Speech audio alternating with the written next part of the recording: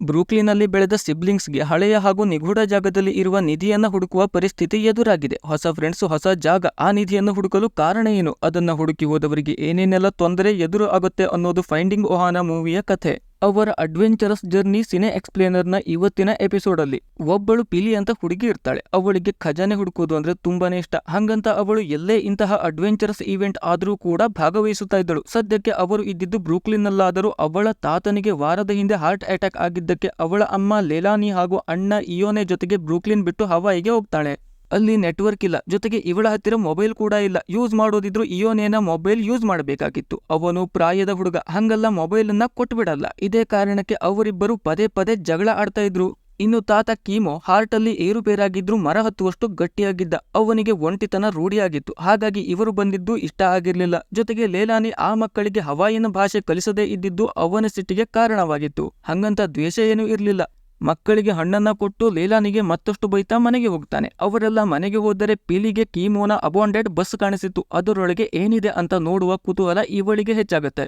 ಬಾಗಿಲು ಲಾಕ್ ಮಾಡಿ ಇಡಲಾಗಿತ್ತು. ಹಂಗಾಗಿ ಕಿಟಕಿಯಿಂದ ಎಗರಿ ಒಳಗೆ ಹೋಗ್ತಾಳೆ. ಅಲ್ಲಿ ಪೂರ್ತಿ ತಾತನ ಕಾಲದ ಬಿಲಾಂಗಿಂಗ್ಸ್ ಇದ್ದವು. ಅಲ್ಲಿ ಪಿಲಿಗೆ ಒಂದು ಹಳೆಯ ಪುಸ್ತಕ ಸಿಗತ್ತೆ. ಅದು ಮಾಂಕ್ಸ್ ಎಂಬ ಟ್ರೆಜರ್ ಹಂಟರ್ ರಾಬಿನ್ಸನ್ ಹಾಗೂ ಬ್ರೌನ್ ಎಂಬ ಮತ್ತೆರಡು ಟ್ರೆಜರ್ ಹಂಟರ್ಸ್ ಜೊತೆಗೆ ನಿಧಿ ಹುಡುಕಲು ಹೋಗಿದ್ದ ಕಥೆ ಆಗಿತ್ತು.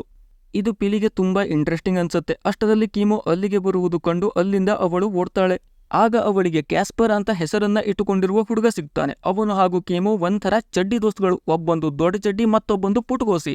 ಆದರೂ ಹೊಂದಾಣಿಕೆ ಮಾಡಿಕೊಂಡು ಪ್ರಾಣಿಗಳ ಅಂತ್ಯ ಸಂಸ್ಕಾರ ಮಾಡ್ತಿದ್ದರು. ಇಬ್ಬರು ಪ್ರಾಣಿಗಳ ವಿಷಯದಲ್ಲಿ ಒಂದೇ ಮೈಂಡ್ ಸೆಟ್ ಹೊಂದಿದವರಾಗಿದ್ರು.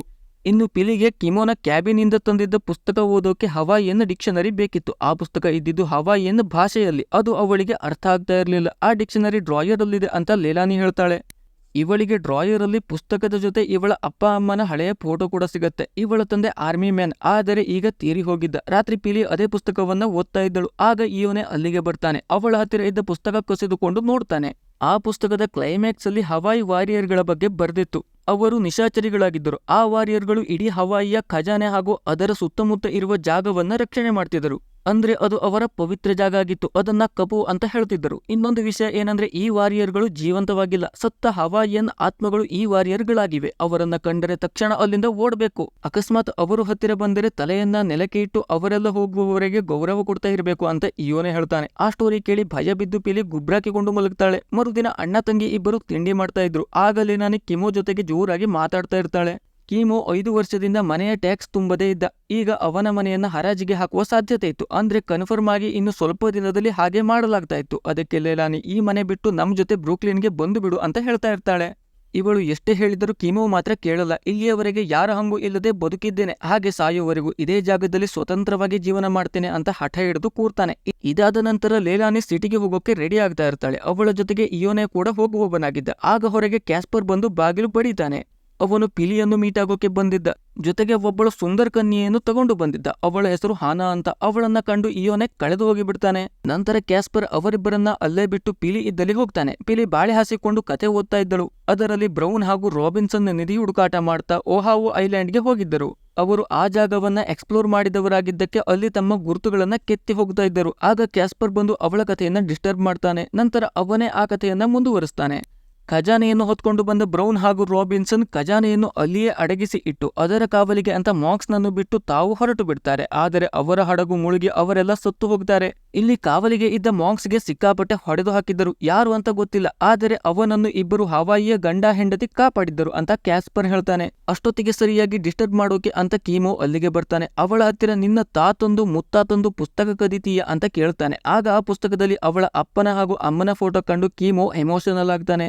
ಅದು ಅವಳ ಅಪ್ಪ ಆರ್ಮಿಗೆ ಜಾಯಿನ್ ಆಗುವ ಮೊದಲಿನ ಫೋಟೋ ಆಗಿತ್ತು. ಹೀಗೆ ಮಾತು ಮುಂದುವರಿಸುತ್ತಾ ಆ ಪುಸ್ತಕವನ್ನ ತನ್ನ ತಾತನಿಗೆ ಮಾಂಕ್ಸ್ ಕೊಟ್ಟಿದ್ದು ಅಂತ ಕೀಮೋ ಹೇಳ್ತಾನೆ. ಜೊತೆಗೆ ಆ ಮಾಂಕ್ಸ್ ತನ್ನನ್ನ ಬಚಾವ್ ಮಾಡಿದ್ದಕ್ಕೆ ಗಿಫ್ಟ್ ಅಂತ ಕೊಟ್ಟಿದ್ದನ್ನು ಕಾಣಿಸ್ತಾನೆ. ಇದರಿಂದ ಪಿಲಿಯ ಕುತೂಹಲ ಮತ್ತೂ ಹೆಚ್ಚಾಗತ್ತೆ. ಈಗ ಕೀಮೋ ಪಿಲಿಯನ್ನ ತಗೊಂಡು ಸಮುದ್ರ ತೀರಕ್ಕೆ ಬಂದಿದ್ದ. ಅಲ್ಲಿ ಅವನ ಫ್ರೆಂಡ್ನ ಬೋಟ್ ತಗೊಂಡು ಇಬ್ಬರು ಪುಟ್ಟ ದ್ವೀಪಕ್ಕೆ ಹೋಗ್ತಾರೆ. ಆ ದ್ವೀಪಕ್ಕೆ ಬ್ರೌನ್ ಹಾಗೂ ರಾಬಿನ್ಸನ್ ಬಂದಿದ್ದರು. ಅವರು ಕೆತ್ತಿದ ಗುರುತು ಕೂಡ ಅಲ್ಲಿ ಇತ್ತು. ಅದರ ಪಕ್ಕದ ದ್ವೀಪ ಖಜಾನೆಯನ್ನು ಅಡಗಿಸಿಟ್ಟ ದ್ವೀಪ ಆಗಿತ್ತು.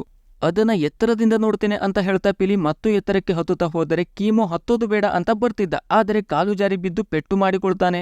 ಈ ವಿಷಯ ಸಿಟಿಗೆ ಹೋಗ್ತಿದ್ದ ಲೇಲಾನಿ ಹಾಗೂ ಇಯೋನೆಗೆ ಗೊತ್ತಾಗುತ್ತೆ. ಅವರು ಕೀಮೋನನ್ನು ಅಡ್ಮಿಟ್ ಮಾಡಿದ್ದ ಹಾಸ್ಪಿಟಲ್ಗೆ ಬರ್ತಾರೆ. ಕೀಮೋಗೆ ಒಂದು ಮೂಳೆ ಮುರಿದಿತ್ತು, ಬಿಟ್ಟರೆ ಮತ್ತೇನು ಸಮಸ್ಯೆ ಆಗಿರ್ಲಿಲ್ಲ. ಈಗ ಲೇಲಾನಿ ಕೀಮೋನ ಜೊತೆಗೆ ತಾನು ಉಳಿದುಕೊಳ್ಳುತ್ತೇನೆ ಅಂತ ಹೇಳಿ ಇಯೋನೆ ಹಾಗೂ ಪಿಲಿಯನ್ನು ಮನೆಗೆ ಕಳಿಸ್ತಾಳೆ. ಅಲ್ಲಿ ಕ್ಯಾಸ್ಪರ್ ಹಾಗೂ ಪಿಲಿ ಇದೇ ವಿಷಯ ಮಾತಾಡ್ತಾರೆ. ಪಿಲಿಗೆ ಕಿಮೋನ ಸಾಲ ತುಂಬಿ ಮನೆಯನ್ನ ಉಳಿಸಿಕೊಳ್ಳಬೇಕಾಗಿತ್ತು. ದುಡಿಯುವ ವಯಸ್ಸು ಅಲ್ಲ, ಇಬ್ಬರ ಹತ್ತಿರ ಅನುಭವವೂ ಇಲ್ಲ. ಹಾಗಾಗಿ ಕ್ಯಾಸ್ಪರ್ ಆ ಖಜಾನೆ ಸಿಕ್ಕಿದ್ರೆ ಅದರಿಂದ ಆರಾಮಾಗಿ ಸಾಲ ತುಂಬಿಕೊಂಡು ಇರಬಹುದಿತ್ತು ಅಂತ ಹೇಳ್ತಾನೆ. ಪಿಲಿಗೆ ಈ ಮಾತು ತಲೆ ಒಳಗೆ ಕೂತು ಬಿಡುತ್ತೆ. ಖಜಾನೆ ತರೋದು, ಸಾಲ ತುಂಬುವುದು ಅಂತ ಫಿಕ್ಸ್ ಆಗಿ ಬಿಡ್ತಾಳೆ. ಈ ಖಜಾನೆ ಇರೋ ವಿಷಯವನ್ನ ಇಯೋನೆಗೆ ಹೇಳಿ ಜೊತೆಗೆ ಬಾ ಅಂತ ಕರೆದರೆ ಅವನು ಈ ಖಜಾನೆ ಇರೋ ವಿಷಯವನ್ನೇ ನಂಬೋಕೆ ತಯಾರಿ ಇರಲಿಲ್ಲ. ಇದೆಲ್ಲ ಬರೀ ಒಂದು ಕತೆ, ನಿಜವಾಗಿ ಅಂತ ಅದೆಲ್ಲ ಇಲ್ಲ ಅಂತ ಹೇಳ್ತಿದ್ದ. ಅವನು ಹಾಗೆ ಹೇಳಿದರೂ ಪಿಲಿಯ ನಿರ್ಧಾರ ಮಾತ್ರ ಬದಲಾಗಲ್ಲ. ಬ್ಯಾಗ್ ಪ್ಯಾಕ್ ಮಾಡಿಕೊಂಡು ಹೊರಡೋಕೆ ತಯಾರಾಗ್ತಾಳೆ. ಅವಳ ಜೊತೆಗೆ ಕ್ಯಾಸ್ಪರ್ ಕೂಡ ಬರ್ತಾನೆ. ಕಾರ್ ಡ್ರೈವಿಂಗ್ ಬರದಿದ್ದರೂ ಇಬ್ಬರು ಕಾರ್ ಹತ್ತಿ ಹೋಗ್ತಾರೆ. ಹವಾಯಿಯ ರೋಡ್ಗಳು ತುಂಬಾ ಶಾಂತವಾಗಿದೆ ಅಂತ ಪಿಲಿ ಹೇಳ್ತಾಳೆ. ಅಲ್ಲಿ ಹಾರ್ನ್ ಮಾಡೋದು ಬ್ಯಾನ್ ಮಾಡಲಾಗಿತ್ತು. ಹಾಗಾಗಿ ಇವರು ತೂಗಾಡುತ್ತಾ ಇಡೀ ರೋಡಲ್ಲಿ ಹೋಗ್ತಾ ಇದ್ದರು. ಹಿಂದಿರುವ ಕಾರ್ಗಳು ಸೈಲೆಂಟ್ ಆಗಿ ಬರ್ತಾ ಇದ್ದವು. ನಂತರ ಪಿಲಿ ಹಾಗೂ ಕ್ಯಾಸ್ಪರ್ ಐಲ್ಯಾಂಡ್ಗೆ ಬಂದಿದ್ದರು.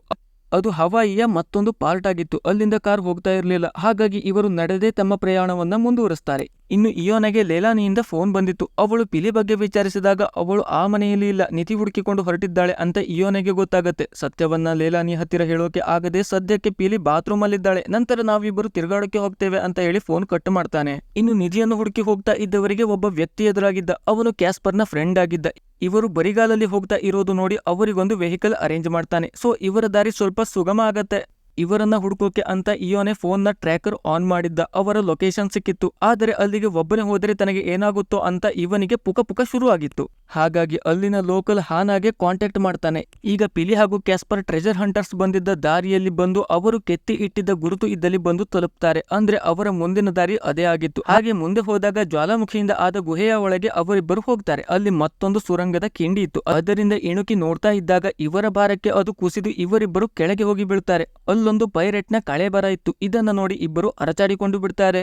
ಇನ್ನು ಇವರನ್ನ ಹುಡುಕಲು ಬಂದ ಇಯೋನೆ ಹಾಗೂ ಹಾನಾಗೆ ಬೇಡವಾದ ವಸ್ತು ಅಂತ ಕ್ಯಾಸ್ಪರ್ ಬಿಟ್ಟು ಹೋದ ವಸ್ತುಗಳು ಸಿಗ್ತವೆ. ಅಲ್ಲಿಂದ ಮುಂದೆ ಗುಹೆಯ ಒಳಗೆ ಅವರು ಹೋಗಿರಬಹುದು ಅಂತ ಹಾನಾ ಹೇಳ್ತಾಳೆ. ಅದಕ್ಕೆ ನೋಡಿಕೊಂಡು ಬರುವ ಅಂತ ಇಯೋನೆ ಹೇಳಿದರೆ ಹಾನಾ ಬೇಡ ಅಂತ ಹೇಳ್ತಾಳೆ. ಯಾಕೆಂದ್ರೆ ಅಂತಹ ಗುಹೆಯೊಳಗೆ ಶವಗಳನ್ನ ಇಡಲಾಗ್ತಾ ಇತ್ತು. ಅದು ಅಲ್ಲಿಯ ಜನರಿಗೆ ಪವಿತ್ರವಾದದ್ದು. ಅದನ್ನ ಕಪು ಅಂತ ಕರೆದು ಭಯಭಕ್ತಿ ಇಟ್ಕೊಂಡಿದ್ರು. ಆದರೂ ಈಗ ನಿಧಿ ಹುಡುಕೋಕೆ ಹೋದವರನ್ನ ವಾಪಸ್ ತರಲು ಅದೇ ಗುಹೆಯ ಒಳಗೆ ಹೋಗಬೇಕಾಗಿತ್ತು. ಹಾಗಾಗಿ ಹಾನಾ ಒಂದು ಚಾಕ್ಲೇಟ್ ಅನ್ನ ಅಲ್ಲಿಟ್ಟು ಒಳಗೆ ಹೋಗಲು ಪರ್ಮಿಷನ್ ಕೇಳ್ತಾಳೆ. ಒಳಗೆ ಪೈರೇಟ್ನ ಕೈಯಲ್ಲಿ ಒಂದು ಚಿನ್ನದ ಉಂಗುರ ಸಿಕ್ಕಿತ್ತು. ಹಾಗಾಗಿ ಈ ಪೈರೇಟ್ ಕೂಡ ಟ್ರೆಜರ್ ಹಂಟಿಂಗ್ ಅಲ್ಲಿ ಬ್ರೌನ್ ಹಾಗೂ ರಾಬಿನ್ಸನ್ ಜೊತೆಗೆ ಇದ್ದವನು ಅಂತ ಪಿಲಿ ಹಾಗೂ ಕ್ಯಾಸ್ಪರ್ಗೆ ಕನ್ಫರ್ಮ್ ಆಗುತ್ತೆ. ಅಷ್ಟೊತ್ತಿಗೆ ಇವರನ್ನ ಹುಡುಕುತ್ತಾ ಹಾನಾ ಹಾಗೂ ಇಯೋನೆ ಕೂಡ ಅಲ್ಲಿಗೆ ಬರ್ತಾರೆ. ಮೊದಲಿಗೆ ಅವರಿಬ್ಬರು ನಿಧಿ ಹುಡುಕಲು ಹೊರಟವರನ್ನ ವಾಪಸ್ ಕರೆದುಕೊಂಡು ಹೋಗುವ ಯೋಚನೆಯಲ್ಲಿ ಇದ್ದರು. ಪಿಲಿ ಪೈರೇಟ್ನ ಉಂಗುರವನ್ನ ಇಯೋನೆ ಹತ್ತಿರ ಕೊಡ್ತಾಳೆ. ಅದು ಅಸಲಿ ಅಂತ ಅವನು ಕಚ್ಚಿ ನೋಡಿ ಪಕ್ಕಾ ಮಾಡಿಕೊಳ್ತಾನೆ. ಸರಿ, ಹಾಗಿದ್ರೆ ಈ ಉಂಗುರದಿಂದ ಎಷ್ಟಾಗುತ್ತೋ ಅಷ್ಟು ದುಡ್ಡು ಮಾಡಿಕೊಂಡು ಬಿಡುವ, ಇಲ್ಲಿಗೆ ನಿಧಿ ಹುಡುಕಿದ್ದು ಸಾಕು ಅಂತ ಎಲ್ಲರೂ ಸೇರಿ ನಿರ್ಧಾರ ಮಾಡ್ತಾರೆ. ಹಾಗಾಗಿ ಇಯೋನೆ ಕ್ಯಾಸ್ಪರ್ ಹಾಗೂ ಪಿಲಿಯನ್ನು ಮೇಲೆತ್ತುವ ಅಂತ ಪ್ರಯತ್ನ ಮಾಡ್ತಿದ್ದ. ಅವನಿಗೆ ಹಾನಾ ಸಹಾಯ ಮಾಡ್ತಿದ್ದಳು. ಆದರೆ ಇವರಿಗೂ ಗ್ರಹಚಾರ ಕೆಟ್ಟಿತ್ತು. ಆ ಕಲ್ಲು ಕುಸಿದು ಇವರು ಅಷ್ಟು ಜನ ಕೆಳಗೆ ಹೋಗಿ ಬೀಳ್ತಾರೆ. ನಂತರ ಸುಧಾರಿಸಿಕೊಂಡು ವಾಪಸ್ ಹೋಗಲು ಮನೆಗೆ ದಾರಿಯಲ್ಲಿದೆ ಅಂತ ಎಲ್ಲರೂ ನೋಡಿದ್ರೆ ಪಿಲಿ ಮಾತ್ರ ಇನ್ನೂ ದೊಡ್ಡ ಖಜಾನೆ ಹುಡುಕುವ ಯೋಚನೆಯಲ್ಲಿ ಇದ್ದಳು. ಅಲ್ಲಿದ್ದವರಿಗೆ ಆ ಖಜಾನೆ ತಮ್ಮದಾದ್ರೆ ಎಷ್ಟೊಂದು ಐಷಾರಾಮಿ ಜೀವನ ನಡೆಸಬಹುದು ಅಂತ ತಿಳಿಸಿ ಅವರ ಮನಸ್ಸಲ್ಲೂ ಖಜಾನೆಯ ಬಗ್ಗೆ ಆಸೆ ಹುಟ್ಟಿಸ್ತಾಳೆ. ಇವಳ ಜೊತೆಗೆ ಕ್ಯಾಸ್ಪರ್ಗೂ ಖಜಾನೆ ಹುಡುಕುವುದರಲ್ಲಿ ಇಂಟ್ರೆಸ್ಟ್ ಇತ್ತು. ಹಾಗಾಗಿ ಅವನು ಇವಳ ಸಪೋರ್ಟ್ಗೆ ಬರ್ತಾನೆ. ಕೊನೆಯದಾಗಿ ಅಷ್ಟು ಜನ ಸೇರಿ ಖಜಾನೆ ಹುಡುಕುವುದು ಅಂತ ನಿರ್ಧಾರ ಮಾಡಿ ಪುಸ್ತಕದಲ್ಲಿ ಇರುವಂತೆ ದಾರಿ ಹಿಡಿದು ಹೋಗ್ತಾರೆ. ಆಗ ಅವರಿಗೆ ಮೊದಲಿಗೆ ಸಿಕ್ಕಿದ್ದು ಸಣ್ಣ ಸುರಂಗ. ಅದರಲ್ಲಿ ತೆವಳಿಕೊಂಡು ಹೋಗಬೇಕಾಗಿತ್ತು. ಅಷ್ಟು ಸಣ್ಣ ಜಾಗ. ಅದರಲ್ಲಿ ಸಪೋರ್ಟ್ಗೆ ಅಂತ ಮರದ ತುಂಡುಗಳನ್ನ ಇಟ್ಟಿದ್ರು. ಅದು ಮುಟ್ಟಿದರೆ ಮುರಿದು ಬೀಳ್ತಾ ಇತ್ತು. ಹಾಗಾಗಿ ಎಲ್ಲೋ ಏನನ್ನೂ ತಾಗಿಸಿಕೊಳ್ಳದೆ ದಾಟಿ ಬನ್ನಿ ಅಂತ ಪಿಲಿ ವಾರ್ನಿಂಗ್ ಮಾಡ್ತಾಳೆ. ನಂತರ ಪಿಲಿ ಹಾಗೂ ಹಾನಾ ಸುರಕ್ಷಿತವಾಗಿ ಹೊರಗೆ ಬಂದಿರ್ತಾರೆ. ಇಬ್ಬರು ಗಂಡುಗಳು ತೆವಳುತ್ತಾ ಬರ್ತಾ ಇರ್ತಾರೆ. ಆಗ ಅಲ್ಲಿ ಹರಿದಾಡುತ್ತಾ ಇದ್ದ ಜೇಡಗಳನ್ನ ನೋಡಿದ ಇಯೋನೆ ಭಯ ಬಿದ್ದು ಕೂಗಾಟ ಅರಚಾಟ ಮಾಡ್ತಾ ಕಟ್ಟಿಗೆ ತುಂಡುಗಳನ್ನ ಅಲ್ಲಾಡಿಸಿ ಬಿಡ್ತಾನೆ. ಅದರಿಂದ ಎಲ್ಲವೂ ಕಿತ್ತು ಬರ್ತವೆ. ಇಬ್ಬರು ಹೇಗೋ ಹೊರಗೆ ಬರ್ತಾರೆ. ಆದರೆ ಕ್ಯಾಸ್ಪರ್ನ ಬ್ಯಾಗ್ ಅಲ್ಲಿಯೇ ಉಳಿದು ಬಿಟ್ಟಿತ್ತು. ಜೊತೆಗೆ ಅದರಲ್ಲಿ ಮಾಂಕ್ಸ್ನ ಪುಸ್ತಕ ಕೂಡ ಉಳಿದಿತ್ತು. ಅದು ಹೋದರೆ ಹೋಗಲಿ, ಮುಂದಿನ ಕಥೆಯನ್ನ ನಾನು ಓದಿಕೊಂಡಿದ್ದೇನೆ, ಅದರಂತೆ ನಾವು ಖಜಾನೆ ತಲುಪುವ ಅಂತ ಪಿಲಿ ಅವರನ್ನೆಲ್ಲ ಮುಂದೆ ತಗೊಂಡು ಹೋಗ್ತಾಳೆ. ಆಗ ಅವರಿಗೆಲ್ಲ ಜ್ವಾಲಾಮುಖಿಯ ಕಣಿವೆ ಎದುರಾಗುತ್ತೆ. ಅದನ್ನ ದಾಟಕ್ಕೆ ಒಂದೇ ಒಂದು ಹಳೆಯ ಸೇತುವೆ ಇತ್ತು. ಅದನ್ನ ಆರಾಮಾಗಿ ದಾಟಬಹುದು, ಆದರೆ ಕೆಳಗೆ ಮಾತ್ರ ನೋಡದೆ ಬನ್ನಿ ಅಂತ ಪಿಲಿ ಹೇಳ್ತಾಳೆ. ಜೊತೆಗೆ ಮೊದಲಿಗೆ ಕ್ಯಾಸ್ಪರ್ ಹಾಗೂ ಪಿಲಿ ಹೋಗೋದು, ಯಾಕೆಂದ್ರೆ ಹಗುರ ಇರುವವರು ದಾಟಿದರೆ ಬ್ರಿಡ್ಜ್ನ ಸ್ಟ್ರೆಂತ್ ನೋಡಿದ ಹಾಗಾಗತ್ತೆ ಅಂತ ಪಿಲಿಯ ಯೋಚನೆ ಆಗಿತ್ತು. ಆದರೆ ಇವರು ಆ ಬ್ರಿಡ್ಜ್ ಅನ್ನ ಮುಟ್ಟಿದ್ದೇ ಅದು ಮುರಿದು ಜ್ವಾಲಾಮುಖಿಯಲ್ಲಿ ಬಿದ್ದು ಬಿಡುತ್ತೆ. ಅದರಲ್ಲಿ ಯಾರಾದ್ರೂ ಒಬ್ಬರು ಹೋಗಿದ್ರು ಕೆಳಗೆ ಬೀಳಬಹುದಾಗಿತ್ತು. ಇದಾದ ನಂತರ ಇಯೋನೆ ಹಾಗೂ ಹಾನಾ ಹಗ್ಗ ಏನಾದ್ರೂ ಸಿಗುತ್ತಾ ಅಂತ ನೋಡಲು ಹೋದರೆ ಪಿಲಿ ಹಾಗೂ ಕ್ಯಾಸ್ಪರ್ ಆ ಕಣಿವೆಯ ಅಂಚಿಂದ ಹೋಗಿ ಮತ್ತೊಂದು ಬದಿಯನ್ನ ತಲುಪಿದ್ರು. ನಂತರ ಇಯೋನೆ ಹಾಗೂ ಹಾನಾಳನ್ನ ಕರೆದು ತಾವು ಬಂದ ಹಾಗೆಯೇ ಬರಲು ಹೇಳ್ತಾರೆ. ಇವರಿಬ್ಬರು ಹೆಸರಿಗಷ್ಟೇ ದೊಡ್ಡವರು. ಅಂತಹ ಕಣಿವೆಯ ಅಂಚಿನಲ್ಲಿ ಬರಬೇಕಾದ್ರೆ ಕೆಳಗಿರುವ ಪ್ರಪಾತ ಕಂಡು ಇಬ್ಬರಿಗೂ ಕೈಕಾಲು ನಡುಗ್ತಾ ಇತ್ತು. ನಂತರ ಇದನ್ನ ಭೇದಿಸಲೇಬೇಕು ಅಂತ ಹಾಡು ಹೇಳಿಕೊಂಡು ಮೈಂಡ್ ಡೈವರ್ಟ್ ಮಾಡಿಕೊಂಡು ಹೇಗೋ ದಾಟಿ ಬರ್ತಾರೆ. ಇಲ್ಲಿಗೆ ಮುಗಿಯಲ್ಲ, ಎಲ್ಲ ಸುಸೂತ್ರವಾಗಿ ಆಯ್ತು ಅಂತ ಅಂದುಕೊಳ್ಳುವಾಗ ಇಯೋನೆಗೆ ತನಗಾದ ಪ್ರಾಬ್ಲಮ್ ಕಣ್ಣಿಗೆ ಕಾಣುತ್ತೆ. ಅವನು ಕ್ಯಾಸ್ಪರ್ನನ್ನು ಬದಿಗೆ ಕರೆದುಕೊಂಡು ಹೋಗಿ ಆಗ ತಾನೇ ಸುರಂಗದಲ್ಲಿ ಸಿಕ್ಕಿದ ಸ್ಪೈಡರ್ ಕಚ್ಚಿದರೆ ಏನಾಗುತ್ತೆ ಅಂತ ಕೇಳ್ತಾನೆ. ಆಗ ಕ್ಯಾಸ್ಪರ್ ಕಚ್ಚಿದ ಜಾಗದ ಮೇಲೆ ಅಪಾಯ ಡಿಸೈಡ್ ಆಗತ್ತೆ. ಕೆಲವು ಕಡೆ ಕಚ್ಚಿದ್ರೆ ಆಸ್ಪತ್ರೆಗೆ ಹೋಗಿ ಆ ಜಾಗವನ್ನ ಕಟ್ ಮಾಡಿಸಿಕೊಂಡು ಬಚಾವಾಗಬಹುದು, ಆದ್ರೆ ವಿಷ ಏರಿದ್ರೆ ಸಾಯುವ ಚಾನ್ಸ್ ಇದೆ ಅಂತ ಹೇಳ್ತಾನೆ. ಇಯೋನೆ ಯಾಕೆ ಇದೆಲ್ಲ ಈಗ ಕೇಳ್ದ ಅಂದ್ರೆ ಅವನಿಗೆ ಆ ಜೇಡ ಕಚ್ಚಿತ್ತು. ಈ ವಿಷಯ ಮತ್ತಿಬ್ಬರಿಗೆ ಗೊತ್ತಾಗೋದು ಬೇಡ, ಮನೆಗೆ ಹೋದ ಮೇಲೆ ಏನು ಅಂತ ನೋಡುವ ನಿರ್ಧಾರ ಮಾಡ್ತಾರೆ. ಈಗ ಮುಂದಿನ ದಾರಿ ಹಿಡಿದು ಎಲ್ಲರೂ ಹೊಳೆಯುವ ಕೆರೆಗೆ ಬಂದಿರ್ತಾರೆ. ಇಯೋನೆ ಜೇಡ ಕಚ್ಚಿದ ಜಾಗಕ್ಕೆ ಟೇಪ್ ಸುತ್ತಿ ಇಟ್ಟುಕೊಂಡಿದ್ದ. ಈಗ ಕ್ಯಾಸ್ಪರ್ ನೀರೊಳಗೆ ಮುಂದಿನ ದಾರಿ ಇರಬಹುದು ಅಂತ ಹೇಳ್ತಾನೆ. ಯಾಕೆಂದ್ರೆ ಅಲ್ಲಿ ಖಜಾನೆಯ ಪೆಟ್ಟಿಗೆಯನ್ನು ಎಳೆದುಕೊಂಡು ಹೋದ ಗುರುತು ಇತ್ತು. ಹಾಗಾಗಿ ಕ್ಯಾಸ್ಪರ್ ನೀರಿಗೆ ಹಾರಿ ಒಳಗೆ ಸುರಂಗ ಇರುವುದನ್ನ ನೋಡಿಕೊಂಡು ಬರ್ತಾನೆ. ಅವನು ಹೇಳಿದ ಹಾಗೆಯೇ ಮತ್ತೆ 3 ಜನ ನೀರಲ್ಲಿ ಮುಳುಗಿ ಮತ್ತೊಂದು ಜಾಗದಲ್ಲಿ ಎದ್ದೇಳ್ತಾರೆ.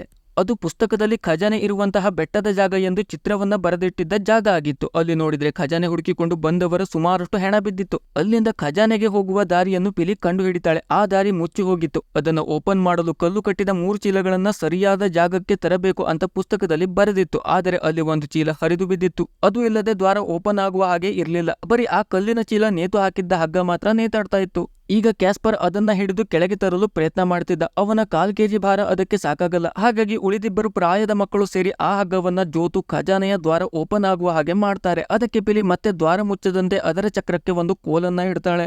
ಇಷ್ಟು ಮಾಡಿ ಖಜಾನೆಯ ಹತ್ತಿರ ಎಲ್ಲರೂ ಬರ್ತಾರೆ. ಅಲ್ಲಿ ನೋಡಿದ್ರೆ ರಾಶಿ ರಾಶಿ ಬಂಗಾರ ಬಿದ್ದಿತ್ತು. ಬಂಗಾರದ ನಾಣ್ಯ, ಮಣಿಸರ, ಕಿರೀಟ, ಇನ್ನೂ ಏನೇನೋ ಇತ್ತು. ಅದನ್ನೆಲ್ಲ ಮೈಮೇಲೆ ಹಾಕಿಕೊಂಡು ಎಲ್ಲರೂ ಖುಷಿ ಪಡ್ತಾರೆ. ನಂತರ ಇದರ ನೆನಪಿಗೆ ಒಂದು ಸೆಲ್ಫಿ ಆಗಲಿ ಅಂತ ಹಾನಾ ಎಲ್ಲರ ಜೊತೆಗೆ ಒಂದು ಸೆಲ್ಫಿ ತಗೊಳ್ತಾಳೆ. ಅದರಲ್ಲಿ ಅವಳಿಗೊಂದು ವಿಚಿತ್ರ ಕಾಣುತ್ತೆ. ಅದೊಂದು ಹಳೆಯ ವೀರನ ಎಲುಬಿನ ಹಂದರಾಗಿತ್ತು. ಅಂದ್ರೆ ಮೊದಲಿಗೆ ಹೇಳಿದ ಕಪು ಅವನ ಎಲುಬನ್ನ ಇಲ್ಲಿ ಇಟ್ಟಿದ್ದಾರೆ. ಅಂದ್ರೆ ಇದೊಂದು ಪವಿತ್ರವಾದ ಜಾಗ ಹಾಗೂ ಇದರ ಸಂಪೂರ್ಣ ಹಕ್ಕು ಇರೋದು ಅವನಿಗೆ ಮಾತ್ರ. ನಾವು ಈ ಬಂಗಾರವನ್ನ ತಗೊಳ್ಳುವ ಹಾಗಿಲ್ಲ.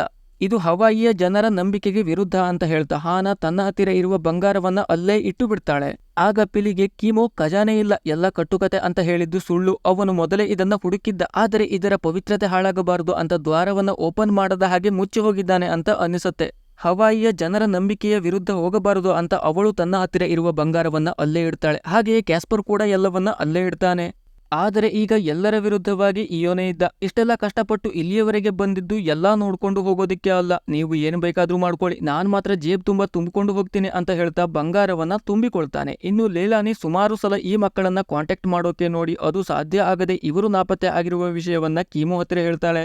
ಅದಕ್ಕೆ ಕೀಮೋ ಖಂಡಿತ ಅವರು ಖಜಾನೆ ಹುಡುಕಿಕೊಂಡು ಹೋಗಿದ್ದಾರೆ, ಅಲ್ಲಿ ಅವರು ಹೋಗಬಾರ್ದಿತ್ತು, ಅದೊಂದು ಪವಿತ್ರ ಕಪು, ಅಲ್ಲಿ ಏನಾದ್ರೂ ದಾಂಧಲೆ ಮಾಡಿದರೆ ನಿಶಾಚರಿ ಹವಾಯಿಯ ವಾರಿಯರ್ಗಳು ಅವರನ್ನ ಸುಮ್ಮನೆ ಬಿಡಲ್ಲ. ಆ ವಾರಿಯರ್ಗಳೇ ಮಾಂಕ್ಸ್ ನನ್ನು ಬಡಿದು ಹಾಕಿದ್ದವು. ಅವನು ಸ್ವಲ್ಪದರಲ್ಲೇ ಜೀವಂತ ಉಳಿದಿದ್ದ. ಹಾಗಾಗಿ ನಾನು ಕೂಡ ಆ ನಿಧಿಯನ್ನ ಹುಡುಕಿದರೂ ಏನೂ ಮಾಡದೆ ಅಲ್ಲೇ ಬಿಟ್ಟು ಬಂದಿದ್ದು ಅಂತ ಹೇಳ್ತಾನೆ. ಇದನ್ನ ಕೇಳಿದ ಲೇಲಾನಿಗೆ ಭಯ ಆಗಿ ಅವಳು ಅಲ್ಲಿಗೆ ಹೊರಡುತ್ತಾಳೆ. ಇನ್ನು ಇಯೋನೆಯ ತಪ್ಪಿಗೆ ಅಲ್ಲೆಲ್ಲ ವಾರಿಯರ್ಗಳ ಅಬ್ಬರ ಶುರುವಾಗಿತ್ತು. ಸುತ್ತಲೂ ಮೋಡ ಕವಿದು ವಾತಾವರಣ ಪೂರ್ತಿ ಕಪ್ಪಾಗಿತ್ತು. ಇದು ನಿಶಾಚರಿ ವಾರಿಯರ್ಗಳು ಬರುವ ಮುನ್ಸೂಚನೆ ಅಂತ ಎಲ್ಲರೂ ಅಲ್ಲಿಂದ ಹೊರಗೆ ಬರ್ತಾರೆ. ಕೊಳೆತ ಹೆಣಗಳ ವಾಸನೆ ಮೂಗಿಗೆ ಬಡಿತಾ ಇತ್ತು. ಜೊತೆಗೆ ಆ ವಾರಿಯರ್ಗಳ ಕಹಳೆಯ ಸದ್ದು ಕೇಳಿ ಬರ್ತಾ ಇತ್ತು. ಈಗ ಕ್ಯಾಸ್ಪರ್ ಜೋತು ಬಿದ್ದಿದ್ದ ಬೇರುಗಳನ್ನ ಹಿಡಿದು ಕೆಳಗೆ ನೀರಿಗೆ ಹಾರುವ ಪ್ಲಾನ್ ಮಾಡ್ತಾನೆ. ಇದು ಒಂಥರ ಸೇಫ್ ಐಡಿಯಾ ಆಗಿತ್ತು. ಆದರೆ ಇಯೋನೆ ಪ್ರಜ್ಞೆ ತಪ್ಪಿ ನೀರಿನ ಕೆಳಗೆ ಮುಳುಗಿ ಹೋಗಿದ್ದ. ನಂತರ ಅವನನ್ನ ಹಾನಾ ಮೇಲಕ್ಕೆ ತರ್ತಾಳೆ. ಎಲ್ಲರೂ ಸೇರಿ ಅವನನ್ನ ಬಚಾವ್ ಮಾಡ್ತಾರೆ. ಆದರೆ ಇನ್ನು ಆ ವಾರಿಯರ್ಸ್ ಆರ್ಭಟ ಶಾಂತವಾಗಿರ್ಲಿಲ್ಲ. ಇವರು ಕಾಡಿನ ಮಧ್ಯದಲ್ಲಿ ಹೋಗ್ತಾ ಇದ್ದರು. ವಾರಿಯರ್ಸ್ ಗಳ ಧ್ವನಿ ಹತ್ತಿರವೇ ಇದ್ದಂತೆ ಕೇಳಿ ಬರ್ತಿತ್ತು. ಆಗ ಇವರನ್ನ ಹುಡುಕಿಕೊಂಡು ಲೇಲಾನಿ ಅಲ್ಲಿಗೆ ಬರ್ತಾಳೆ. ಎಲ್ಲರೂ ಸೇರಿ ಒಂದು ಮರದ ಕ್ಯಾಬಿನ್ ಒಳಗೆ ಹೋಗಿ ತಲೆ ಬಗ್ಗಿಸಿ ಕುಳಿತುಕೊಳ್ತಾರೆ. ಇವರು ಒಳಗೆ ಇದ್ದರೆ ಹೊರಗೆ ಪೂರ್ತಿ ಆ ವಾರಿಯರ್ಗಳು ಸುತ್ತುವರೆದು ನಿಂತಿದ್ದರು. ಇವರು ಎಲ್ಲೇ ಹೋದರೂ ಆ ವಾರಿಯರ್ಗಳು ಇವರನ್ನ ಬಿಡುವ ಹಾಗೆ ಕಾಣ್ತಾ ಇರಲಿಲ್ಲ. ಇವರ ಆರ್ಭಟ ಹೆಚ್ಚಾದಂತೆ ಒಳಗಿದ್ದವರಿಗೆ ಪುಕ ಪುಕ ಆಗ್ತಿತ್ತು. ವಾರಿಯರ್ಗಳು ಕಪುವಿನ ಬಂಗಾರವನ್ನು ವಾಪಸ್ ಕೊಡದೆ ಹೋದರೆ ತಮ್ಮನ್ನ ಬಿಟ್ಟು ಬಿಡಲ್ಲ ಅಂತ ಎಲ್ಲರಿಗೂ ಅನ್ನಿಸಿತ್ತು. ಹಾಗಾಗಿ ಇಯೋನೆ ತಂದಿದ್ದ ಅಷ್ಟು ಬಂಗಾರವನ್ನ ಒಟ್ಟು ಹಾಕಿ ಅದನ್ನ ಒಂದು ಬುಟ್ಟಿಯಲ್ಲಿ ಇಡ್ತಾರೆ. ಅದರ ಜೊತೆಗೆ ಕೀಮೋಗೆ ಮಾಂಕ್ಸ್ ಕೊಟ್ಟಿದ್ದ ನಾಣ್ಯದ ಸರವನ್ನು ಅದರೊಳಗೆ ಪಿಲಿ ಹಾಕ್ತಾಳೆ. ಇದಾದ ನಂತರ ಆ ವಾರಿಯರ್ಗಳ ರಾಜ ತನ್ನ ಸೈನಿಕರ ಜೊತೆಯಲ್ಲಿ ಒಳಗೆ ಬರ್ತಾನೆ. ಅವನು ಯಾರು, ಹೆಂಗಿದೆ ಅವನ ಮುಖ ಅಂತ ನೋಡಿದ್ರೆ ಅವನು ಮತ್ಯಾರು ಅಲ್ಲ, ಲೇಲಾನಿಯ ಗಂಡ ಆಗಿದ್ದ. ಅವನು ಶೂರ ವೀರ ಆಗಿದ್ದಕ್ಕೆ ಸದ್ಯಕ್ಕೆ ಅವನೇ ಆ ವಾರಿಯರ್ಗಳ ರಾಜ ಆಗಿದ್ದ. ಅವನ ಆತ್ಮಕ್ಕೆ ಇನ್ನೂ ಕುಟುಂಬದ ನೆನಪು ಅಳಿಸಿ ಹೋಗಿರ್ಲಿಲ್ಲ. ಎಲ್ಲರನ್ನೂ ಕೂಡಿಸಿ ತಬ್ಬಿಕೊಂಡು ಎಮೋಷನಲ್ ಸೀನ್ ಕ್ರಿಯೇಟ್ ಮಾಡ್ತಾನೆ. ನಂತರ ಸೈನಿಕರ ಹತ್ತಿರ ಬಂಗಾರವನ್ನ ಕೊಟ್ಟು ತಾನೂ ಕೂಡ ಪ್ರಕೃತಿಯಲ್ಲಿ ಮಾಯವಾಗಿ ಹೋಗ್ತಾನೆ. ಕೊನೆಯದಾಗಿ ಪಿಲಿಗೆ ಕೀಮೋ ಕೊಟ್ಟಿದ್ದ ನಾಣ್ಯದ ಸರವನ್ನ ತನ್ನ ಪರವಾಗಿ ಅವನೇ ಈಗ ಕೊಟ್ಟಿದ್ದ.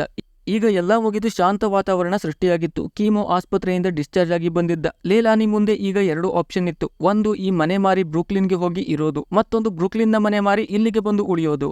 ಆಗ ಅವಳು ಚೂಸ್ ಮಾಡಿದ್ದು ಹವಾಯಿಯಲ್ಲಿ ಉಳಿಯುವುದು. ಇದಕ್ಕೆ ಮಕ್ಕಳ ಒಪ್ಪಿಗೆಯೂ ಸಿಗತ್ತೆ. ಹಾಗಾಗಿ ಕೊನೆಯಲ್ಲಿ ಎಲ್ಲರೂ ಹವಾಯಿಯಲ್ಲಿ ಉಳಿಯುವ ನಿರ್ಧಾರ ಮಾಡ್ತಾರೆ.